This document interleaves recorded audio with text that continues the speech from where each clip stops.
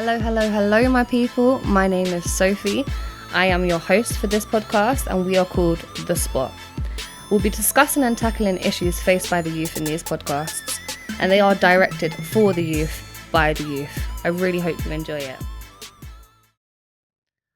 So today we have our first guest. His name is Chris. Chris, do you want to introduce yourself? Yo, my people. What's everyone saying? So we've got Chris here today. He is our manager down at London Rangers. And today the topic we're going to be talking about is a little bit personal to him. It's stuff that he's been through in his life, and he's got a few stories that he can share, but also I think a couple great opinions that he can put across. Of course. Yeah? Of course. So we're going to start it off by just giving you a brief about the topic. Today we're going to be talking about football and kind of the different opportunities that football can provide and maybe should provide in the UK. I want to start by just asking Chris quickly. Chris, what is your opinion on football in the UK right now? Right now, that's a mazza. It's changed a lot. It's changed compared to how I used to watch it play growing up. Used to be more entertaining. Used to have players that were flary. Yeah, and I get you. Just more interactive, would you say? Yeah. More with the crowds and with the people? Yeah, like it was just so much better back then, in my opinion. Like you had players like Ronaldinho, the GOAT, the greatest of all time, in my opinion, yeah. Yeah, I think some would argue, what? But yeah, I mean, hey, Ronaldo. Dino is the GOAT, fam. Ronaldinho, okay, I'm with you. He's the king of football, man. With him though, like he can make what he does with a ball. I have never seen no one else do that before. Yeah. No one. Even Ronaldo, Messi, whatever. Yeah, nah. What he does with a ball it's impossible. I can only imagine doing that by myself. So what made you, because Chris likes football, he's been playing football, he played football, I'll let him speak a little bit more about that, but what made you get into football? What was your kind of aspiration? It's crazy though, because like I didn't actually start playing football until like year 3. Okay, so you was, for those who don't know, you was about what, 8? Maybe 9, about that age? Maybe even younger, probably. But yeah, about 7 or 8. We're not that great with the years and the school years. Probably about 8. Let's round it to that age. Something like that, yeah. Started off playing at school, which was friends, and I thought, cool, let me join a team. So I joined my local team called Belmont United. Okay. Yo, I could not kick a ball properly. I used to toe punt the ball. Bro, it was... Confused on how you even got in there. Yeah, I know. It was mad. So like they had to teach me how the proper technique to kick a ball. It took some time, but over practice, I got better. Kept getting better. The main thing is confidence.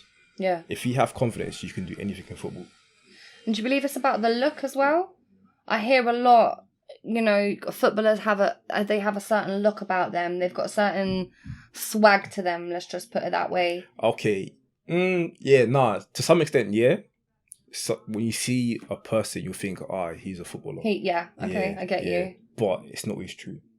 It's not needed to have that look to make you into the industry. No, of course not. Whereas like music, you can't just be a singer. You have to have something else about you. I mean, there are singers in the world like Adele, but that's something else about her is what makes her her. Do you know what I mean? Because she does nothing, it makes her Adele. Yeah. Whereas if she was to start dancing, do you know what I mean? So is it the same with football? Is it just the talent that you need with football, or is it the other aspects as well? The charisma, the look, the height. Nah, not the height, because you can find some short. This is what annoys me with football. Like they say you're too short to play football sometimes if you're like under 5 foot. Mm-hmm. But there's a lot of pro footballers out here. So like if they can make it, why can't these guys? Why can't anybody else? Yeah. But with football, like if you got the talent, you can make it. Yeah, you could make it. But then it's a lot harder now because like you got to be in academies. You got to know people in the academies. So with regards to you, you got a scholarship, right? For football. To go to America. Well, kind of. When you say scholarship, you'll think, you're getting paid to do something. It's not always like that. That's where people get confused. Mm-hmm. All right, cool. So with what I did, I went to America to go to university and play football. But, alright, cool. I went to junior college first. They don't give out scholarships, so I was paying everything out of pocket. Okay, and this is in America? This is in America, yeah. Everything out of pocket. So, what's mad is I actually tore my ACL, which is the ligament in your knee. It's probably like one of the worst injuries you can have. Is that a common football injury? It's becoming more common now. Mm-hmm. It's like a career-ending injury if you don't treat it right. So with me, it was basically the start of my end, which is kind of annoying. But yeah, it's a hard one because it does cause depression. It really does, yeah. Because like you're basically out for a year. You won't be the same when you come back because it's all in your head now. You're thinking, I can't do that same tackle again because I might hurt myself again. That's what I was going through. So you're more wary of how you're even playing and like, how you're doing things. I can't turn properly. I don't know. I won't go into certain tackles no more because I'm actually scared. So you felt like it was kind of a career-ending injury for you? Yeah, it definitely was. It definitely was. Because in America, like, you got to pay for everything. So health insurance was not cheap. And it doesn't cover everything. They said that if I do my surgery over there, it'll cost me 30k. I said, nope. I'm coming back. I'm coming back to London. Yeah, so you come back to the UK. I waited until Christmas, came back, saw a doctor. They referred me to a private hospital. Okay. Done my surgery there. But the only bad thing is, though, I had to go back to America because I had classes still. I still do my education. So I couldn't do physiotherapy. So I had to do everything myself. But me being me, I was lazy. Yeah, that's my own problem. So technically, it's kind of my fault that I didn't recover properly. But then, yeah, again, like, we had a trainer on campus as well. He didn't really help me out that much. But do you believe even if you had full recovery that you'd ever get back, you would have ever got back to where you was? That you would have ever been able to just pick up where you was from? Nah. Or maybe made the career that you intended to get if you made a full recovery? To some extent. I wouldn't be the same player, but I could be something different. But what I do, I adapt. So because I know that I won't be as quick as I used to be, I can't do certain tackles, so I change the way I play. I get you. Yeah. I get that. It used to be like an injury with boxing. If you couldn't punch a certain way, you'd have to adjust how you punch so that you could do it. I get that. So that's what I had to do. So like now, like I don't play the same. Yeah. So you've adapted your way of doing, and it was that hard for you because I'm a singer. If I had a surgery and I wouldn't be able to sing the same way, or if I sounded different, it would be painful for me. Do you know what I mean? It would be, you kind of feel like maybe in a way that you've lost a part of yourself, or of course. Part you once was, you know? Yeah, no, of course, because I used to be a lot quicker than I am now. And like, that alone helped me get out of situations. So because like, I was quicker than most strikers out there. Yeah. So like, if they play that long ball over, I'm there. It's a foot race. But now you don't now I can't do that. Yeah. So now, like, I would, because I'm a centre back, I always stay like a couple feet past my defenders. So then that gives me enough time to get to that ball. Yeah, okay, I'm with you. At least, yeah. That's what I do now. So I know that you have spoke a little bit briefly regarding your injury. I know that you mentioned it was your ACL that you broke or tore, sorry? Tore. Yeah. But for those who don't know what an ACL is, could you maybe explain a little bit about how the injury happened and what the actual injury was? Alright, cool. So what happened first is a month before I went to America, I was playing with my friends. And then one of us collided and I heard my knee pop. Okay. And I couldn't put no weight on it. I was in so much pain. Went to A&E. They said it's nothing. It's fine. Just rest it for a bit. It'll be fine. Cool. Rested for like 2 weeks.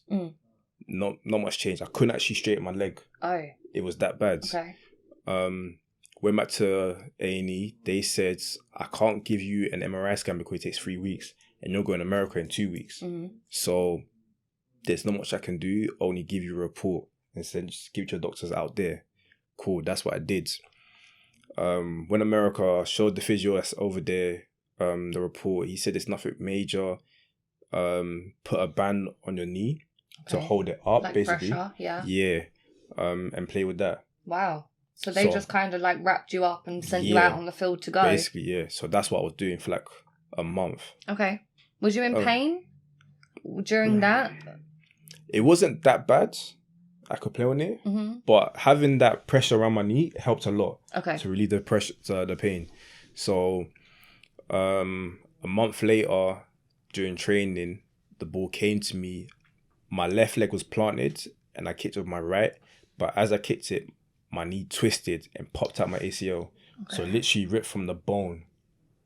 So that ripped out. So like as soon as that happened, I fell to the ground in pain. Like I wanted to cry. That's how much pain I was in. But obviously I didn't cry. So yeah. Too manly for that. Too manly. Yeah. So I firmed the pain so much.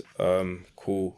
Went doctors. They done an MRI scan. They said, yeah, you tore your ACL and your meniscus.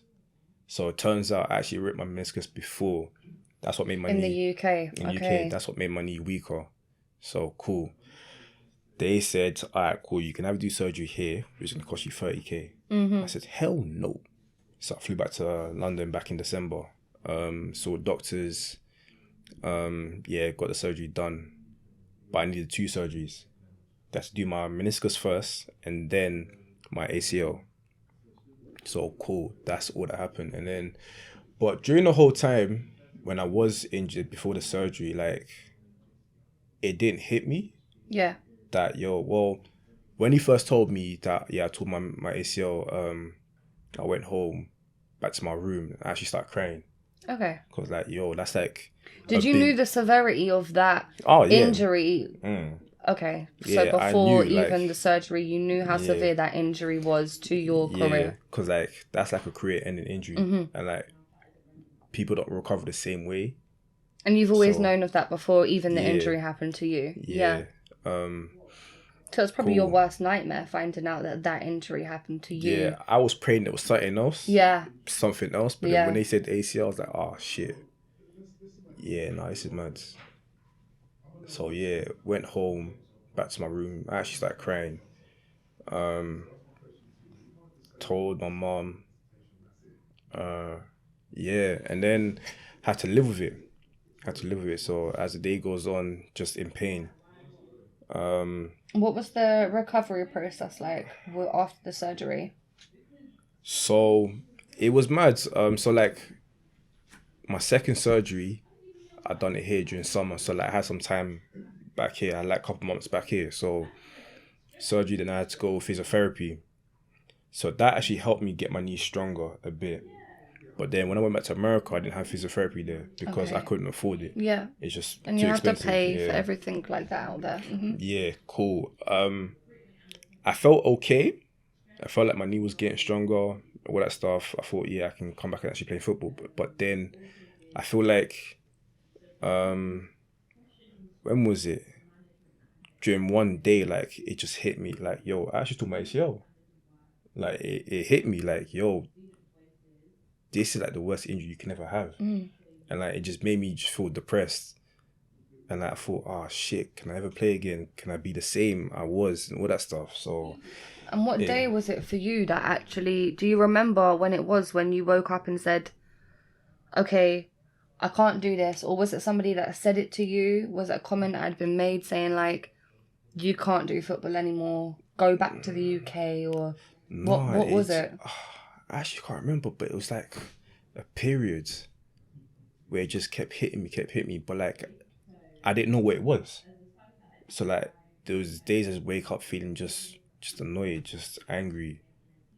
But I didn't know what it was until like, I think it was like one training session.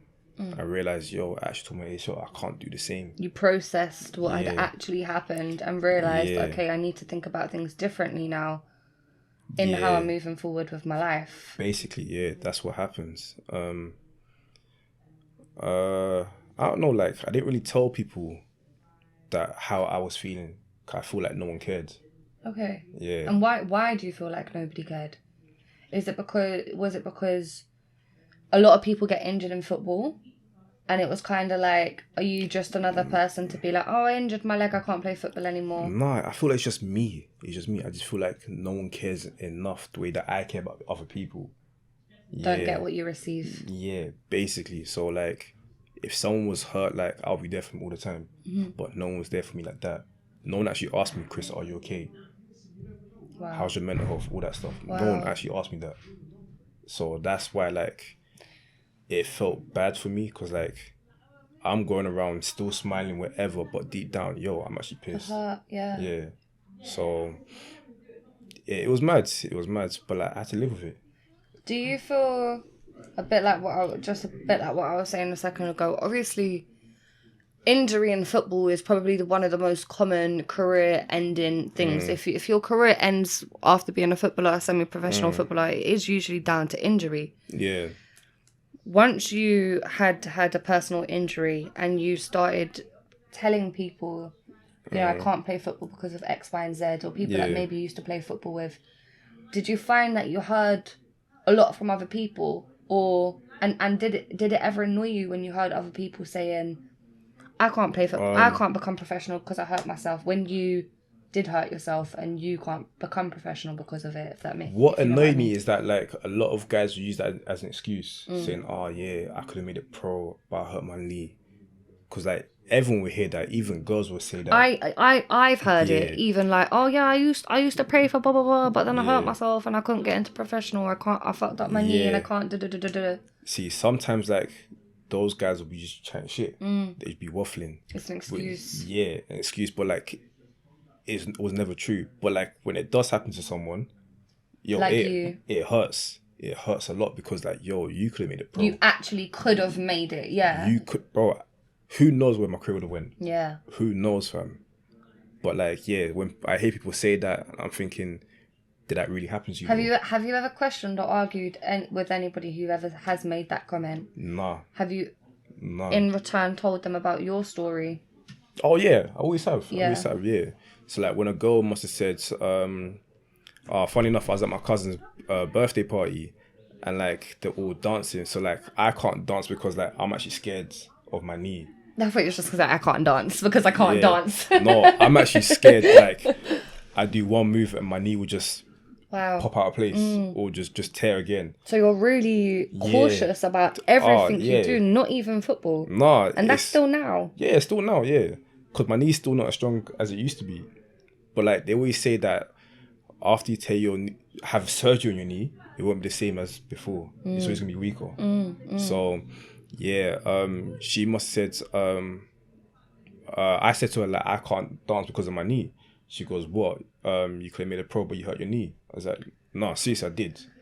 Like, I even got a scar, everything. Like, I can show you. So she kind of dropped it as if to say, oh, don't drop that line now. Yeah. And you're like, no, this is my life sort of thing. Basically, yeah. It's like, because she knows. Because it's getting dropped so much. Yeah. So it's kind of annoying though, like, don't say it unless it's really happened to you. Yeah, I get that. But it's the same thing with like music as well. People like drill rappers, they say they've done something, but they really haven't. Yeah. It's basically like that. But what can we do though? With that, I believe a lot of drill rappers, a lot of people say what they want to say because that's what we want to hear for the media, and it's what sells. Whereas in your situation with regards to the football, I do believe a lot of people say it as an excuse. Yeah. And that's why it's been used so often. Yeah. That's why when I hear it, I'm not going to lie, there's many times I hear a guy drop that sort of stuff and I think, my arse, you didn't play for no football team, mate. What, QPR when you was 13, maybe? But that's about it, do you know what I mean? And, you don't know and never think that they actually ever got further, but... you actually had a career-ending surgery and accident that has, enabled you to never be able to kind of go into professional football again. It's crazy though, because after that injury, like, my body don't feel the same. I'm just always in pain now. And it's crazy though, so like the one season where I could have played, I'd done both my ankles. Yeah. Yeah, I sprained both my ankles one after the other. So like, gosh. 1 week I done I think it was my my left ankle first. Yeah. Done that one, started recovering, started getting better, started doing training. And during the warm-up of one of my games, my keeper rolled into my other ankle. I sprained my other ankle. So like both my ankles were just done. So like that season, I didn't play. because I was just in pain. And that was the season you could have kind of started getting back into it, getting back motivated into it, because your motivation for football probably went completely as well. Oh, yeah, of course. It did. But then, I don't know what happened. I feel like this one season before that one, my coach said, can you record our games? So I was like, alright, cool, I don't mind doing that. But then, like, it made me see the game differently. Being on the sideline. Watching it from a lens rather than playing it. Yeah, it helped improve my football IQ to like a whole different level right now. I get you completely with that. Yeah. I get you completely with that, because, I mean, I studied music, and before I studied music was a hobby to me. It was something I loved. I wanted to be a singer. Yeah. When I went and studied it, I looked at the elements in a song completely. I wouldn't just listen to a song.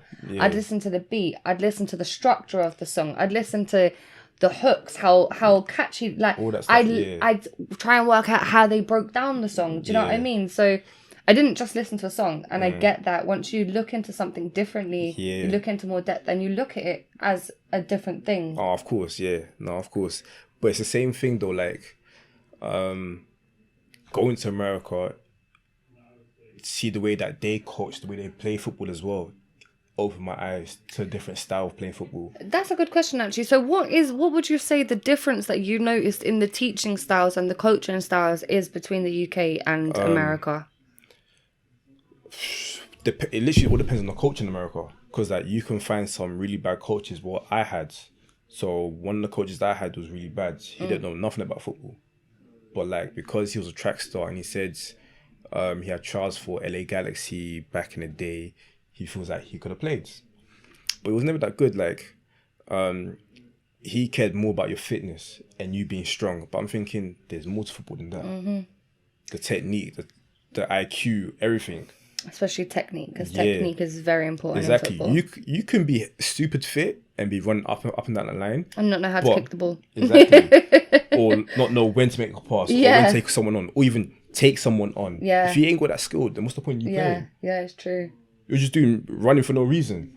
Did you ever find that you come a lot across of UK coaches that were like that? UK coaches, because I've personally found every UK coach that I have seen has always known the technicality of football, what to do. Yeah, they have kind of cared about fitness, but to me, it's always kind of more about skill set and rules, the way you play the game. Of course. But that's what I know. And all the coaches that I've had in England have been like that as well. Yeah. They knew how to play the game. They showed me like the technical side to the game. So that's where I learned some things from as well. But in America, I think the one coach that I had in California, he's probably the best coach that I've had. That's where you was in America, right? Yeah. Because when you went over to America, where did you go, sorry? I went California and Texas. Texas, okay. Yeah. So you was always So the coach that I had in California, he was really good. He's probably one of the best coaches I've seen in America. Wow, okay. And because of him, my football IQ has grown a lot. Amazing. So like I always praise him, saying that he's a great coach. But compared to one I had in Texas, he was horrible. I could have led the team better than him. Really? Yeah. Really?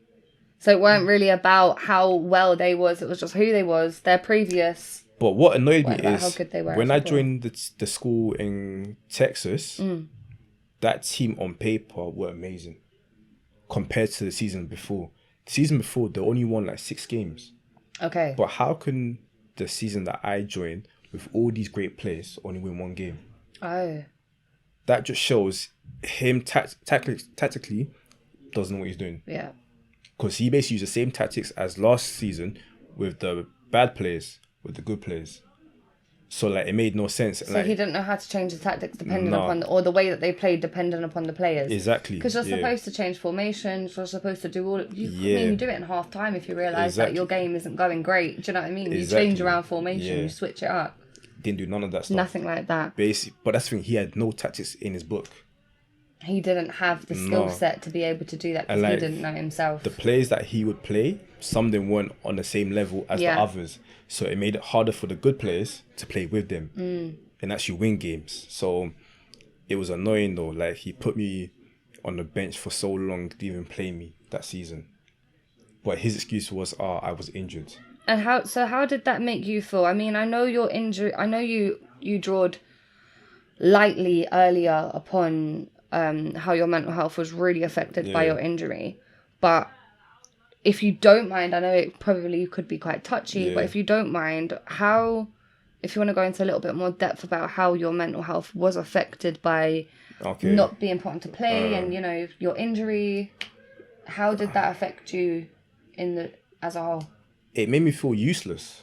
Like, what am I doing here? What am I doing here? Like, am I even good enough to play for these guys? Am I even good enough to play football? Like, what the hell am I doing? And like, I felt suicidal at one point as well. Wow. Yeah. Is that while she was in America or when you come back home? When I was in America. Actually, when I was in California at one point as well, like, because I kept taking everything bad kept happening to me. So I thought, like, what the hell am I doing? What am I doing? Yeah, you thought it was projected at you, like you was the bad person. Yeah, so it just got annoying. And how did you get yourself out of, if you're out of that, I'm not saying you are, but how did you... So moving to Texas kind of helped, but then it didn't help because I wasn't playing. So I thought, let me seek counselling. So I saw some counselling, and then it made me realise what the problem was. And then made me realise, like, there's more to life than football. Yeah. But for me, though, like, football is my life. There wasn't no more to life than football for you at that point. That was it, fam. Because, like, whatever I'd done on the field, I could do in real life. So, like, if I had confidence on the field, I have confidence in real life. Yeah. Stuff like that. So... You felt like it was a part of the way that you functioned in real life was that. If it wasn't for that, you wouldn't be the person you are, sort of thing. Of course, yeah. So it was annoying though, like I couldn't do that no more. Finding yourself without that thing. Yeah, so I didn't know what I could do. Because football was my life. I have so many talents, but like that was one of them. That was my main one. It's basically like your first love. That's what it was. That was my first love. So like imagine her breaking your heart. That's how it felt. You didn't know how to comprehend it. Was you just about to say, go on, say it? I still feel like that. Yeah. I still feel like that. I can't play properly. Like, every time I do play, like, my body's just in pain. Always. So. Do you avoid playing now to avoid that feeling? Nah. It's like an addiction. You need to play. Yeah. Yeah. It's like an addiction. So, like, on a Sunday, I'll go play with my friends. But like it's not that intense, but even so though, like after playing, like I'm in pain. Like last week, not this Sunday, but Sunday before, I felt okay after playing. I thought, well, I'm coming back. I'm getting better, yeah. I'm getting better. But then last week my body said nope. Back to being in pain. And then, so do you feel a bit like, what do I do now? Do I go back and play? Do I not play? Or what is your mindset on that? Because you know you're gonna have pain after you play. And you choose to pay. Yeah. So what is the thought process in that? Because I'm addicted, like I still go play. But define why you say you're addicted. Why would you say you're addicted to playing football? Because it makes you feel knowing good. That you so maybe the mentally makes you feel good. Physically makes you feel good. Knowing that I'm running, I'm getting fitter. I'm doing things that I would never do before. So like. And do you feel like because it's a part of your past that you're still holding on to and you never want to let go sort of thing? It's one of them ones, yeah. But then like I feel like because I hurt my knee so young, I still had a lot more to learn and a lot more to do in football. That's why I still play as well. Because like I want to show off the skills that I can do. And don't want to limit yourself because of an injury, Yeah. So it's mad. It's mad. All I can say is it's an addiction. It really is an addiction. And how do you find your mental health now? We're talking, how many years ago was this injury now? Probably like 6 years. We're talking six coming up to 7 years ago the injury was. You're based back in the UK now, working down at London Rangers. How are you feeling now? On a day-to-day? A bit better, but I feel like every time I'm in pain, the depression comes back. But then once it starts getting better again, I feel okay. But then after playing football, I feel in pain. I feel kind of depressed. Like a cycle. Yeah. Like a going round. It's a routine, basically. So what, just that last comment being said, what do you think we could do as London Rangers or as a UK as a whole to improve the mental health side of things after an injury in football? I think personally it needs to be spoken about. Oh, of course. This is probably the only in-depth conversation I've ever heard about really a football injury and its long-lasting effects. Check up on people. Seriously, check up on people. Give them counselling. Give them counselling. Make them see what the problem is and that it's not really a big problem like that. You can move forwards. There's always more to life than what you've lost. So just keep going with life. You can do something different. So obviously you've played football in the UK. You've also played football in America when you got sent over for the scholarship. Do you believe the kids in this country and America maybe work differently for their opportunities? I know in America there is a lot more of a struggle with regards to health, with regards to childcare, with regards to financial struggles. So, and I believe in the UK, us children, us kids, let's just say, we get free education, free healthcare, youth services when they are around. That's something we'll move on to shortly. But do you believe between maybe the UK and America, from what you've seen, people work harder or work differently or put in more effort? Cool. I say for us in the UK, I feel like we violate. We violate because we know we have all this stuff, but don't use it to its full extent. So in America, like, just to play Sunday League or something like that, you got to pay a lot of money. To play for a club in America, you got to pay a lot of money. One of my friends was saying that he had to pay $3,000 per term just to play football. And that's at a club. But for us here... Whereas over here, it's about... £300? Maybe less to join a club? To join a club, yeah. I mean, even to put my little son in it, it's about what... £60, £70 a month for him to go football, something like that. Look how cheap it is. And that covers basically everything. Everything. Everything. But in America, like, you pay that $3,000 just to join the club. Then you have to pay for, like, if you go on tournaments, you got to pay for the hotel, the transport, all that stuff. So unless you basically get signed, you are literally paying, which is kind of the same as here, but with finances, it's obviously more expensive, you're saying, in America to be able to do them same things. It's mad. I feel sorry for them because, like, a lot of ballers that I've met out there couldn't afford to play for a club team. So then they missed loads of opportunities probably due to it because of finances. So you believe in the UK, maybe the children here, because they get it kind of handed to them. They maybe don't know as much as their parents' financial struggles, so they're kind of not seeing it as like a struggle or as an issue. They're like, oh yeah, do you know what? I can wake up and not go football next week. It's not a problem. Oh, of course, But if you want to take this sport seriously and actually make it pro, bro, you got to go to these teams. You got to go training, improve your game. There's always, even though you feel like you're at the best, you can always improve. Always. What, you think Ronaldo and Messi don't improve? Every season they're accomplishing new tasks. Of course. New targets. Because you can always get better. Of course. You can always get better. Yeah. So what do you think, like, obviously back to what I was saying with regards to youth services, I'm sure everybody knows, and if you don't know, it is all over the internet, about how the fact that our youth services have been stripped dramatically in these last few years. We don't get as much money getting put into the youth of the UK nowadays, and not a lot of services for them. So what do you think that maybe in the UK could be done to enable not even just males and females to get into football at maybe not so much of not even really cost, but what do you think that could be done? My thing is though, like, let's go to like another country in Europe, like France. They've got free places for them to play football. They got AstroTurfs that are free to go to and play football. But in this country, like, look, go in Power League. How much it costs to go book a pitch at Power League?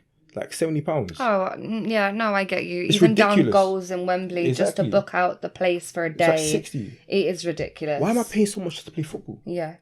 They've made it into a business now where for us kids, we got to pay just to play a sport that we love. which is annoying though. Like, it should be free. And that way you can actually develop players here in the UK so much easier. Instead of you going to academy, whatever, like, yo, you can go down to your AstroTurf and you can pick out any player that you want.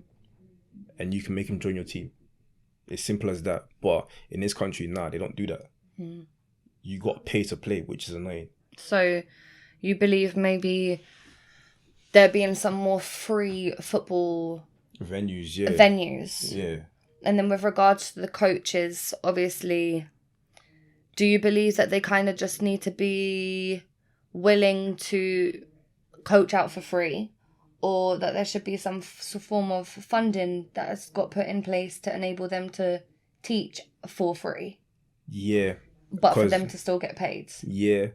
Because, like, they're basically volunteering. A lot. So, like, when I played on the league, it was basically my friend's dad coaching us. Yeah. That's him volunteering. Like, he could have done something else. He could have went out with his family that Sunday. Friday night, we have training. He could be with his family chilling. But instead, he's volunteering, coaching us. That's because he loves the sport as well. Yeah. So I feel like they should get paid for doing what they love as well. But then also, like, they're spending time, their own time, to help us get better, to achieve our goal. So, like, yeah, they're doing something good. So they should get rewarded. And they should get paid for it. And I believe, obviously, it is quite hard setting up schemes and setting up funding and giving it out. And we understand that. And this is why there are none. But with more football opportunities getting put in place, what do you believe that could provide for the youths in London?